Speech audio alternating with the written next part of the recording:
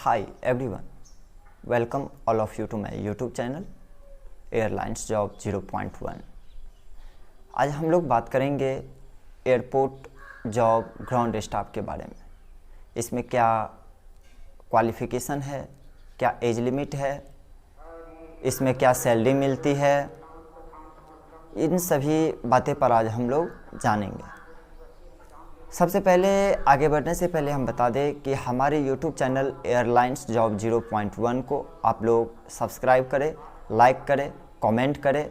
इस वीडियो के अंदर आप लोग को जो भी प्रॉब्लम आए, जो भी डाउट आए, आप लोग कमेंट बॉक्स में जाकर हमें मेल कर सकते हैं या कमेंट बॉक्स में क्वेश्चन करें कि सर मुझे ये डाउट आया है। मैं 100% आप लोग को सॉल्यूशन दूंगा। आप मेल के माध्यम से करें या फिर कमेंट में करें या फेसबुक पेज पे करें या इंस्टा के मैसेंजर पे करें। मैं हर जगह आप लोग को 100% सॉल्यूशन दूंगा। तो चलिए अब हम जानते हैं कि ग्राउंड स्टाफ जॉब क्या होता है। इसमें बहुत सारे बच्चे अप्लाई करते हैं। बहुत सारे बच्चे का सपना होता है कि हम एयरपोर्ट पर जाकर जॉब करें 12th करने के बाद, ग्रेजुएशन करने के बाद। बहुत सारे बच्चे ऐसे हैं जो अपने पढ़ाई आगे लग जाते हैं, कुछ बच्चे ऐसे हैं जो पढ़ाई को छोड़ देते हैं। तो सब के लिए मौका एयरपोर्ट पर दिया जाता है कि तो चलिए देखिए ग्राउंड स्टाफ जॉब क्या होता है। ग्राउंड स्टाफ जॉब होता है कि फ़्लाइट के अंदर कैबिन क्रू और पायलट को छोड़कर जितने भी स्टाफ होते हैं सभी ग्राउंड स्टाफ होते हैं। ग्राउंड का मतलब ये हुआ कि जितने भी भूमि पर काम करते हैं, ज़मीन पर काम करते हैं, जितने भी स्टाफ ज़मीन पर काम करते हैं एयरपोर्ट के अंदर, वो सभी एयरपोर्ट के ग्राउंड स्टाफ में ही आते हैं। ठीक है। इसमें बहुत सारे डिपार्टमेंट होते हैं। CSA, जिसको हम लोग कस्टमर सर्विस एसोसिएट भी बोल सकते हैं, कस्टमर सर्विस एजेंट भी बोल सकते हैं। ठीक है। उसके बाद आता है सिक्योरिटी, फिर रैंप डिपार्टमेंट, फिर कैटरिंग डिपार्टमेंट। इन सभी जगहों पर हम लोग काम करते हैं ग्राउंड स्टाफ के पद पर। ठीक है। तो अब हम जानते हैं कि इसमें वर्क क्या करना होता है। तो मैं बता दूं कि ग्राउंड स्टाफ में आप लोग जब कहीं भी आप लोग, जैसे कि दिल्ली से मुंबई आप लोग जा रहे हैं, अगर दिल्ली से मुंबई आप जाते हैं तो आप देखे होंगे एयरपोर्ट बिल्डिंग के अंदर, टर्मिनल के अंदर बहुत सारे स्टाफ ऐसे घूमते रहते हैं। और वो क्यों घूमते हैं? क्या उन्हें घूमने के लिए पेमेंट दिया जाता है? क्या घूमने के लिए इन्हें सैलरी मिलता है? जी नहीं, ये घूम नहीं रहे हैं। इनका वर्क ही है घूमना, घूमने वाला वर्क ही है। जैसे कि आप जा रहे हैं दिल्ली से मुंबई, आप दिल्ली के ये एयरपोर्ट पर हैं। ठीक है। आप जा रहे हैं, आपको कोई प्रॉब्लम आ गई कि हमें टिकट बुक करना है, लेकिन टिकट काउंटर आपको मिल नहीं रहा, तो वो कौन मदद करेगा आपको? CSA। ठीक है। CSA स्टाफ मदद करेगा आपको। तो आप उनसे मदद ले सकते हैं। वही कस्टमर को हेल्प करने के लिए ही CSA में स्टाफ रखा जाता है। ठीक है।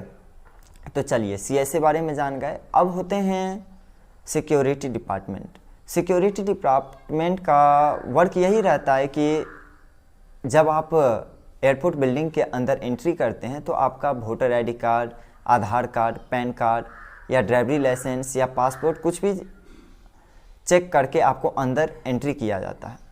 ये सभी सिक्योरिटी में आते हैं। ठीक है।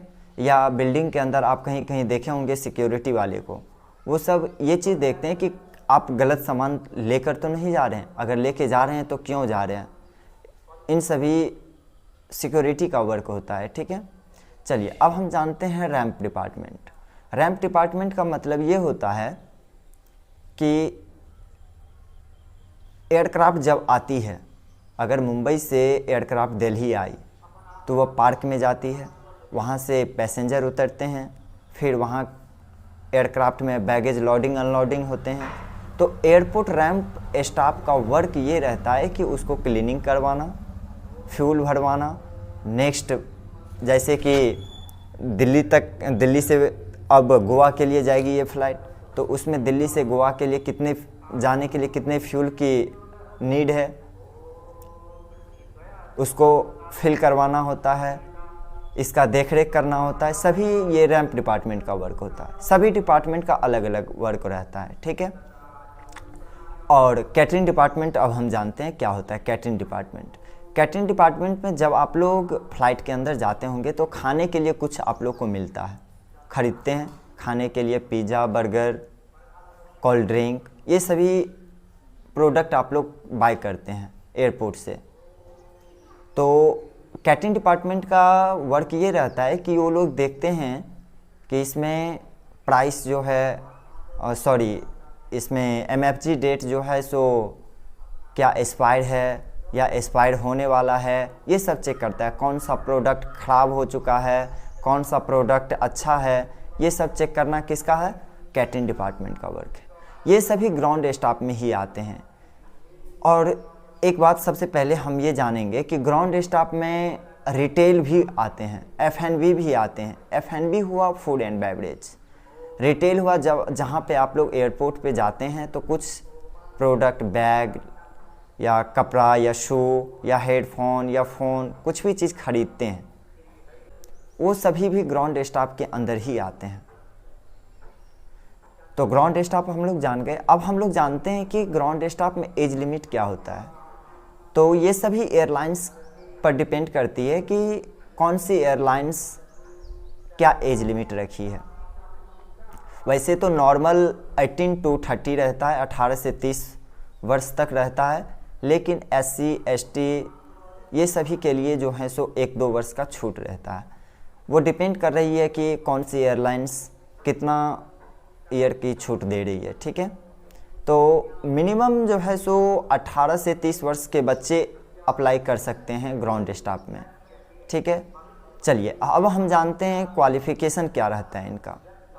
देखिए क्वालिफ़िकेशन ग्राउंड स्टाफ में क्या कहते हैं, CSA का जब पोस्ट हम लेते हैं तो हमें 12th पास पर ही मिल जाती है।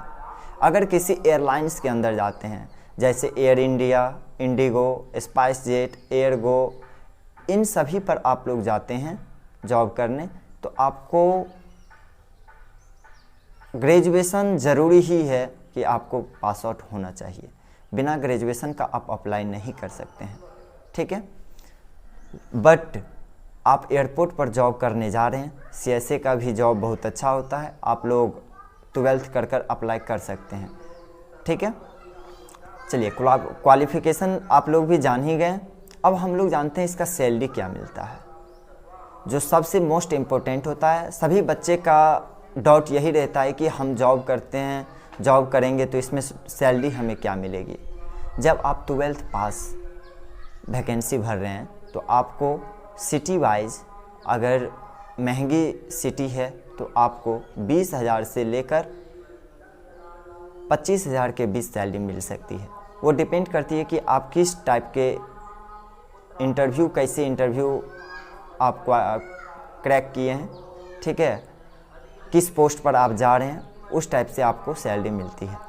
अगर आप ग्रेजुएशन पास आउट हैं, अगर ग्रेजुएशन पास वैकेंसी आप फिल करते हैं तो आपको अप्रॉक्स 22,000 से 30,000 के बीच सैलरी मिल सकती है, ठीक है। वो भी डिपेंड करती है इंटरव्यू के बेसिस पर ही आपको सैलरी मिलेगी।